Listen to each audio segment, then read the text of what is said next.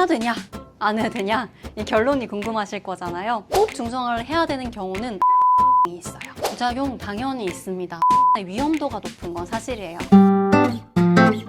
네, 동물건강 1타 강사 수의사 고요입니다. 반갑습니다.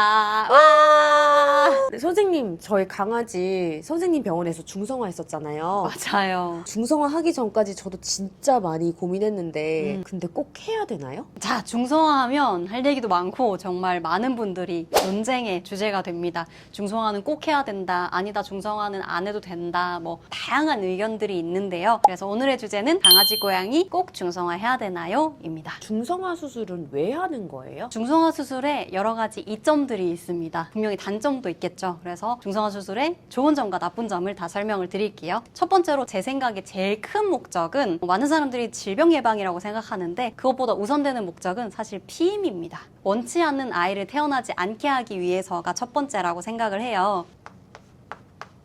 찾아보니까 강아지들도 임플란트식으로 몸 안에 삽입하는 장치가 있기는 하더라고요. 우리나라에서 그거를 시행하는 건 아직까지 보지는 못했고, 그래서 우리 강아지가 어디 다른 강아지 만나서 덜컥 임신했을 때 책임을 질 수 있는 준비가 안 돼 있기도 하고, 두 번째로는 유전 질환이 있는 강아지들이 있어요. 그런 강아지들은 꼭 피임을 위한 중성화를 하는 것을 권유를 합니다. 그리고 두 번째는 많은 분들이 아시다시피 다양한 질병 예방이 됩니다.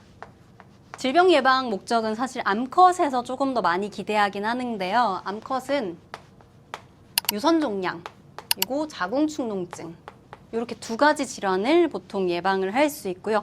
자궁축농증은 100% 예방이 됩니다. 우리나라에서는 자궁하고 난소를 둘 다 제거하는 수술을 하기 때문에 유선종양 같은 경우에는 암컷이 첫 생리를 하기 전에 수술을 했을 때는 99.5% 예방이 되고요. 첫 생리 이후 두 번째 생리 이전에 수술을 하면 거의 90%까지 예방을 할 수 있다고 알려져 있습니다. 그리고 수컷에서는 고환 종양을 예방할 수 있습니다. 고환이 없으니까 고환의 종양이 못 생기는 거고요. 전립선 질환, 회음부 탈장 이런 것들을 예방할 수 있다고 알려져 있습니다. 세 번째는 수명에서의 이점이 있는데요. 많은 연구에서 거듭해서 발표되는 결과가 일관적으로 중성화를 한 동물이 중성화를 안 한 동물에 비해서 조금 더 오래 살더라라는 보고가 있었습니다. 그리고 네 번째는 좀 부수적인 문제인데요. 행동학적 문제를 교정할 수 있다고 알려져 있습니다. 요거는 특히 고양이 보호자님들이 많이 고민하시는 편인데요. 왜냐하면 고양이들은 발정 증상이 엄청 드라마틱해요. 미친 듯이 울고 막 굴러다니고 당장 수술해주세요 이렇게 데려오시는 분들도 있어요. 그리고 수컷 고양이 같은 경우에는 이제 영역 표시를 한다고 오줌을 벽에다가 막 뿌려요. 스프레이.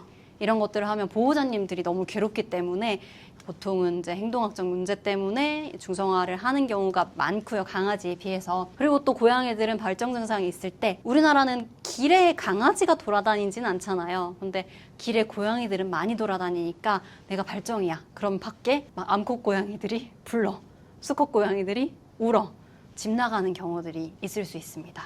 그렇기 때문에 이런 가출 위험을 감소시키기 위해서라도 중성화 수술을 많이 하긴 합니다. 그리고 마운팅 같은 경우에도 굉장히 자연스러운 행동이지만 사람 팔에다 마운팅하고 다리에 마운팅하고 이런 게 좀 난처할 때가 있거든요. 그래서 그런 거 교정 목적으로 중성화를 원하시는 분들이 있는데 100% 예방이나 교정이 되지는 않는다는 점을 알고 계셔야 되겠고요. 마찬가지로 공격성 같은 경우 때문에 수컷은 중성화를 하면 좀 나아지지 않을까라는 기대를 하는데 이것도 100% 교정된다는 보장은 없습니다. 그래도 중성화 부작용은 없나요?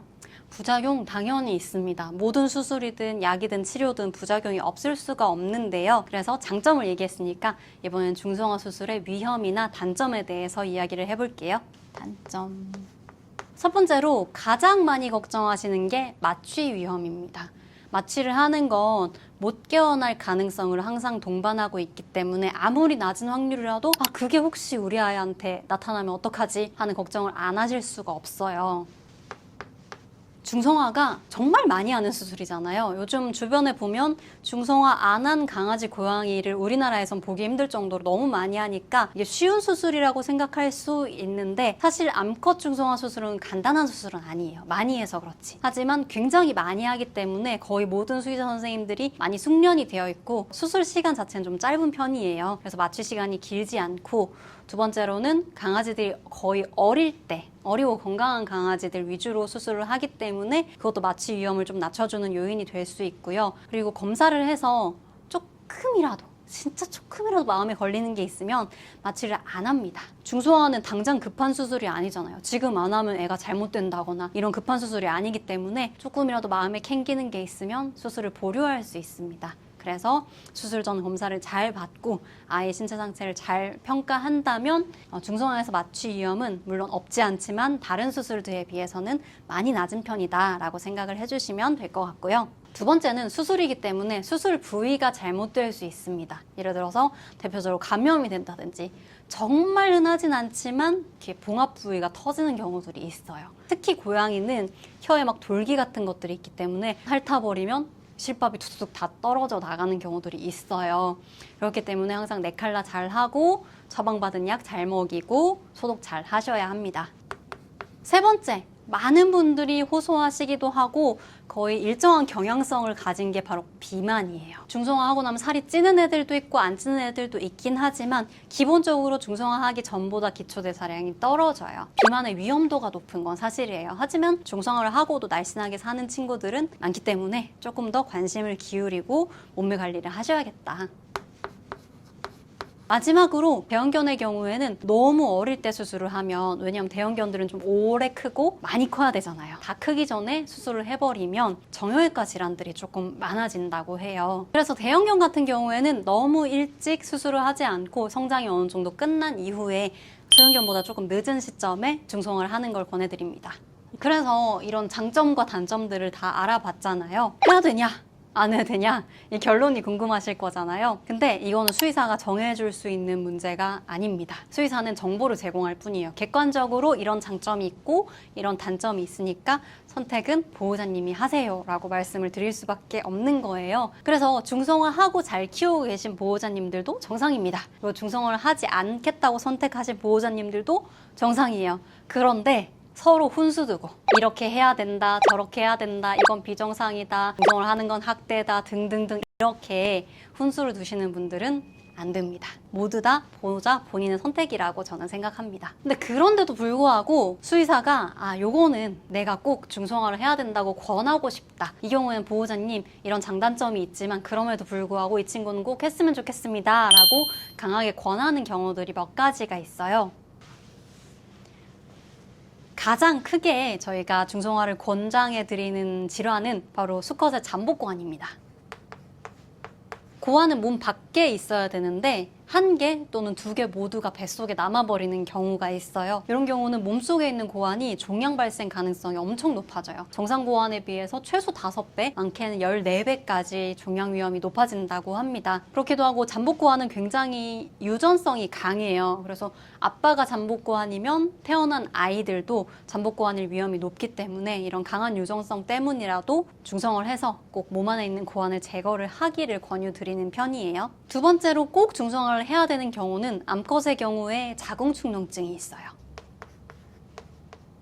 자궁축농증은 약물로 치료하는 방법이 나와 있긴 하지만 현실적으로 치료가 굉장히 어려워요. 그래서 자궁과 난소를 제거하는 자궁 난소 적출술을 하는 것이 표준적인 치료입니다. 이게 중성화 수술이기 때문에 자궁축농증이 이미 걸려버렸다라고 하면 그때 중성화 수술을 늦게라도 하시는 걸 권유드립니다. 이 2가지는 거의 필수로 꼭 좀 하셨으면 좋겠다, 중성화를 이렇게 권유드리는 거고, 그 다음에 하면 도움이 될 수 있는 몇 가지 질환들이 있는데요. 예를 들어서 수컷 같은 경우에는 전립선 질환들, 특히 양성 전립선 비대증이라고 하는 질환이 중성화를 했을 때 확 나아지는 경향이 있어요. 그리고 수컷 같은 경우에 회음부 탈장이 아까 예방이 된다고 했잖아요. 근데 중성화를 안 했어. 그래서 회음부 탈장이 어느 날 생겼어. 그럼 회음부 탈장 교정을 하면서 재발을 막기 위해서 중성화를 같이 하는 걸 권장드려요. 그리고 암컷이든 수컷이든 호르몬 자극이 계속해서 만드는 종양들이 있어요. 대표적으로 암컷 강아지 같은 경우는 유선 종양 같은 것들, 수컷 강아지 같은 경우에는 항문 주위 종양 같은 것들이 이제 호르몬 자극이 있으면 더 잘 생긴다고 보고가 되어 있기 때문에 그런 종양이 한번 발생하면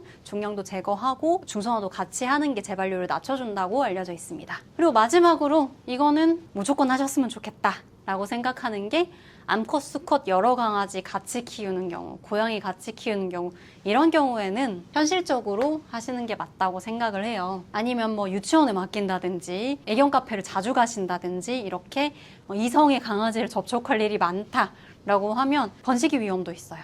내가 예상하지 못하고 계획하지 않은 번식이 위험도 있고 스스로도 굉장히 괴롭습니다. 네, 그래서 오늘은 숨기는 거 없이 객관적으로 중성화 수술에 대한 좋은 점과 나쁜 점, 그리고 꼭 하셨으면 좋겠는 경우들까지 이렇게 설명을 드렸습니다. 중성화 수술을 고민하고 계신 분들께 많이 도움이 되었으면 좋겠습니다. 오늘 강의는 여기까지고요. 궁금한 점 있으면 많이 댓글 남겨주시면 감사하겠습니다. 다음 수업 때 만나요. 안녕!